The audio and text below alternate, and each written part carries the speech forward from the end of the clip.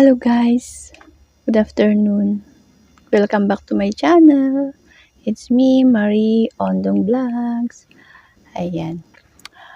Ang usapan natin ngayon guys ay tungkol sa mga first time na pupunta dito sa Hong Kong, kung ano ang dapat na ilagay sa mga maleta. Ayan guys. Ayan, medyo mahina ang boses ko kasi dito ako sa kwarto at bawal akong magkuha ng mga video dito sa bahay namin. Kaya mahina ang boses ko. Gagamit tayo ng mic. Para-paraan lang para makagawa ng ayan. Anong mga dapat nating ilagay guys sa ating mga maleta? Una, syempre, damit. Depende yan kung anong weather ka pupunta dito sa Hong Kong. Kasi may 4 silang weather. Summer, winter, spring, tsaka falls. Ayan, kung pupunta ka dito ng summer, ayan, ang mga dadalhin mo lang ay mga t-shirt, tapos mga shorts. Ayan, pag sa t-shirt, okay na siguro yung mga 10 pieces. Tapos mga shorts pang labas mo, maghatid sundo ng alaga, ganyan, o mamalengke. Okay na yung 3. Kasi summer naman, mabilis matuyo ang damit. Sa mga t-shirt, okay na siguro 8 to 10, ganyan. Depende yun sa'yo guys. Tapos, mga tsinelas. Ayan, magdala ka ng tsinelas na 2 pares. Pang loob at pang labas. Ayan, bukod pa yan sa sapatos mo na isa. Ayan. Ano pa? Pangalawa, magdala ka ng gamot guys. Gamot sa mga trangkaso, ubo, ayan, sipon, at saka importante ang vitamins mo. Kasi yan, vitamins mo ang pananggam sa mga sakit, lalo pag ikaw ay sakitin na klase ng tao. Ayan. At saka, mga pagkain na extrang pagkain. Kung pwede ka makapagdala ng noodles mo, yung Lucky Me, ganyan. Yan. Magdala ka ng ganyan. Kahit ilang piraso lang ng mga noodles. Or dilata.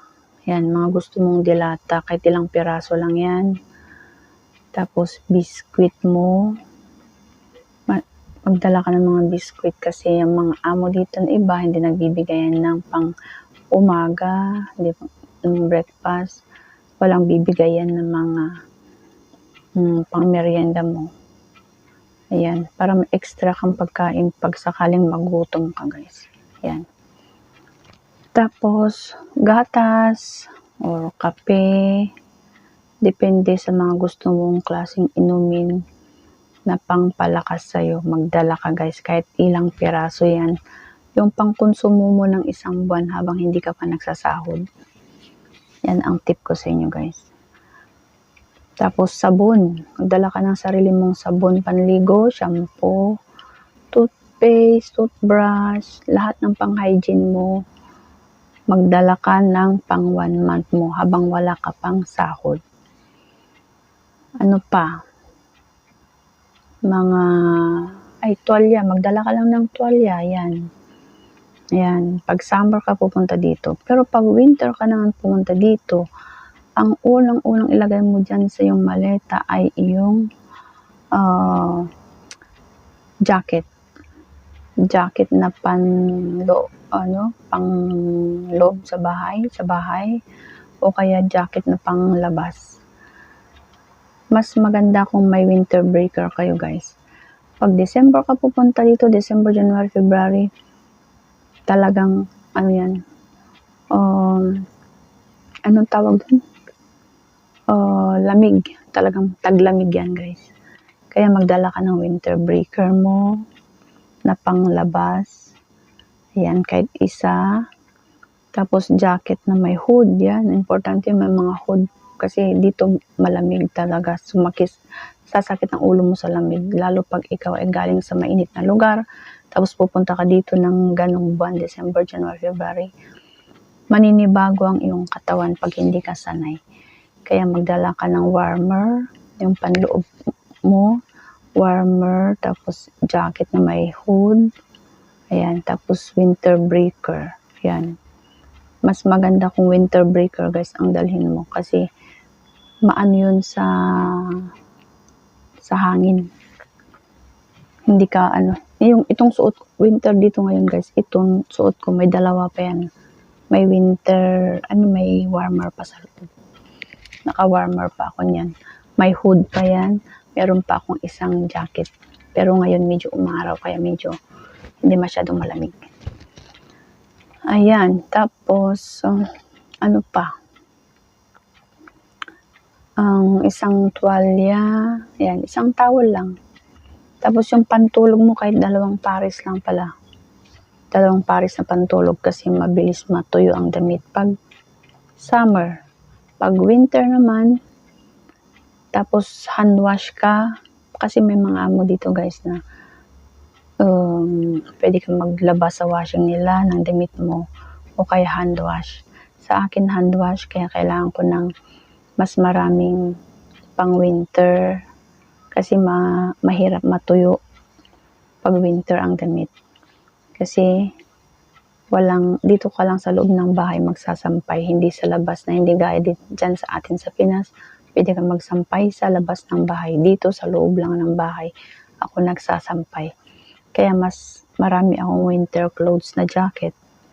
Mga medyas, ayan, magdala ka ng medyas pag winter ka pupunta dito, yung medyas na medyo makapal at mahaba.